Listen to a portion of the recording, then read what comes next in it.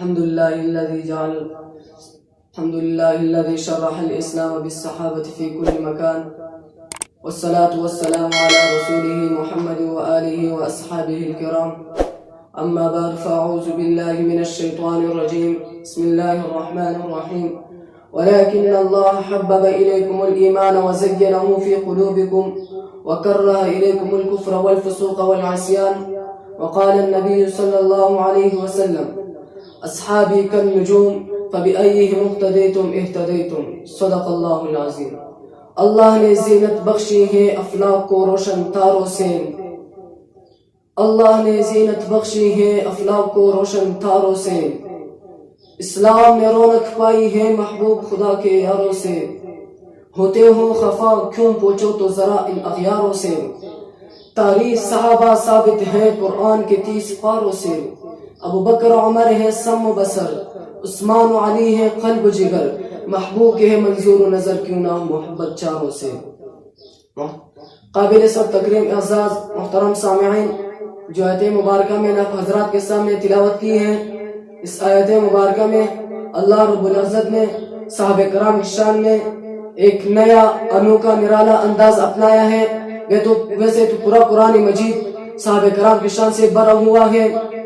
اللہ تعالی نے صحابہ کرام کی شان میں 700 آیت مبارکہ نازل کی ہے. کسی پیغمبر کے صحابہ کے لیے، کسی پیغمبر کے دوستوں کے لیے، کسی پیغمبر کے ساتھیوں کے لیے اللہ تعالی نے یہ انداز، یہ عمل اختیار نہیں کیا. تورات کو لو، زبور کو لو، انجیل کو لو، کسی بھی پیغمبر کے دور میں کسی بھی نبی کے ساتھیوں کے لیے اللہ تعالی نے اپنے کلام میں اتنی تاکید نہیں کی جتنی تاکید اللہ تعالی نے صحابہ کرام کے لیے کیا. سامعین محترم، صحابہ کرام کی شان میں اللہ تعالی نے 700 آیت مبارکہ نازل کی ہے، اور ہر موقع پر یہ نہیں کہا کہ تمام صحابہ کرام اچھے تھے، لیکن جنگ بدر میں جو صحابہ شریک تھے ان کے شان کو الگ طریقے سے بیان کیا. جنگ احد میں جو صحابہ شریک تھے ان کی عظمت کو الگ طریقے سے بیان کیا. جنگ خندق میں جو صحابہ شریک تھے ان کے شان کو الگ طریقے سے بیان کیا. جب سیدنا صدیق اکبر کی بات آئی تو ان کے شان کو الگ طریقے سے بیان کیا. جب سیدنا صدیق اکبر کی بات آئی تو ان کے شان میں 9 آیت مبارکہ نازل کی. جب سیدنا فاروق اعظم کی بات آئی تو ان کے شان میں 27 آیت مبارکہ نازل کی. جب سیدنا عثمان غنی کی بات آئی تو ان کی وجہ سے 1400 صحابہ کو جنت کا ٹکٹ مل گیا. حقیقت کروں گا بیان دوستو، چاہے کٹ جائے میرے زباں دوستو. جس زمین پر صحابہ کی توہین ہوئی ہو، گرنا پڑے کہیں آسمان دوستو. محترم سامعین، صحابہ کرام کی شان کو قرآن مجید نے بڑے ہی خوبصورت لفظوں میں یاد کیا، اور ایک ہی جگہ پر یاد نہیں کیا بلکہ 700 آیت گرامی ایسی ہیں جن میں صحابہ کرام کی شان کو اللہ تعالی نے بیان کیا. کسی اور جماعت کی شان کو اللہ نے کیوں بیان نہیں کیا؟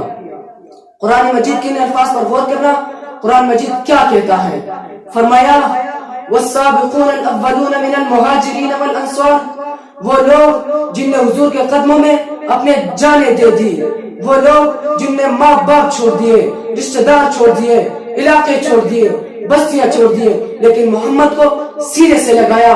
مشرکوں نے پیغمبر کو دھکا دیا، ان نے پیغمبر کی تصدیق کی. مشرکوں نے پیغمبر کو نکال دیا، ان نے پیغمبر کے قدموں میں آنکھیں بچھائے. مشرکوں نے پیغمبر کا راستہ روکا، ان نے پیغمبر کے راستے میں کھڑے ہو کر تیر و تلوار کے زخم سائے، لیکن پیغمبر رسول پر حرف آنے نہیں دیا. صحابہ کرام کی شان اتنا بلند و بالا ہے. اللہ تعالیٰ قرآن مجید میں ارشاد فرماتے ہیں: رضی اللہ عنہم ورضوان. خدا ان سے راضی ہو گیا، وہ خدا سے راضی ہو گئے. آج مجھے بتائیں، صدیق پر راضی ہونے کا اعلان خدا کرے، علی پر راضی ہونے کا اعلان خدا کرے، معاویہ پر راضی ہونے کا اعلان خدا کرے، حسنین کریمین پر راضی ہونے کا اعلان خدا کرے، ابن مسعود اور بلال پر راضی ہونے کا اعلان خدا کرے.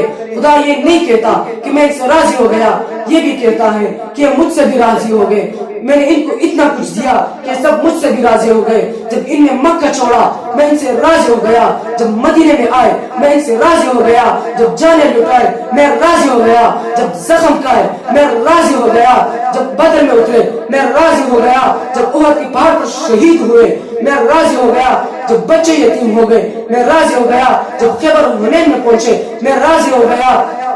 قیامت تک آنے والے لوگوں میں تمہیں بتاتا ہوں کہ میں ان سے راضی ہو کر اتنا کچھ دیا کہ سب مجھ سے بھی راضی ہو گئے. جب خدا صحابہ سے راضی تو پوری جہان صحابہ سے راضی, جب خدا صحابہ سے راضی, پوری جہان صحابہ سے راضی, تو پھر کسی اور کی ناراضگی سے کیا ہوتا ہے؟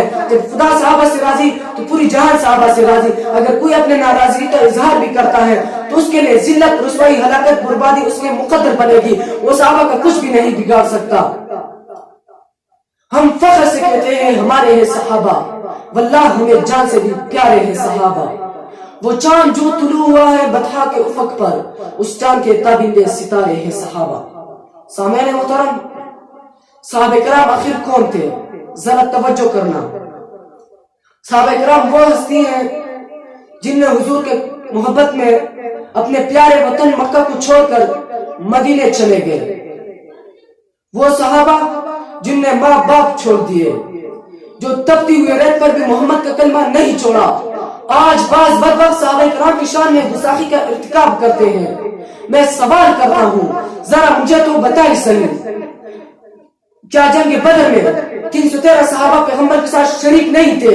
کیا جنگ احد میں پیغمبر کے ساتھ 750 قرآن کی قاری نہیں گئے تھے؟ اگر صحابہ کے دل میں ایمان نہیں تھا تو جنگ بدر میں 313 کیوں گئے تھے؟ اگر صحابہ کے دل میں ایمان نہیں تھا تو احد کے میدان میں 750 قرآن کی قاری کیوں گئے تھے؟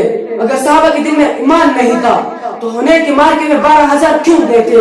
اگر صحابہ کے دل میں ایمان نہیں تھا تو خیبر کی لڑائی میں 19,000 کیوں گئے تھے؟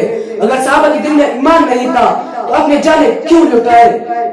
بچے کو کیوں یتیم کروائے؟ تلوار اپنے آپ کو تلوار کے حوالے کیوں کیا؟ سب کچھ کیوں لٹائے؟ گھر بار کیوں چھوڑے؟ جو شخص پیغمبر کے صحابہ کو برا کہتے ہیں اس کے لیے ذلت اور رسوائی, ہلاکت, بربادی اس کے مقدر بنے گی. وہ صحابہ کا کچھ بھی نہیں بگاڑ سکتا. اس لیے پیغمبر کی ساری شریعت, پیغمبر کا سارا دین, پیغمبر کی ساری تعلیمات ہم تک پہنچانے والے صحابہ کرام ہیں. پھر میں کیوں نہ کہوں لے شوق سے نام صحابہ کا, گر چرچا عام صحابہ کا, گر طلب ہے تجھ کو جنت کی دامن دام صحابہ کا. وما علینا الا البلاغ.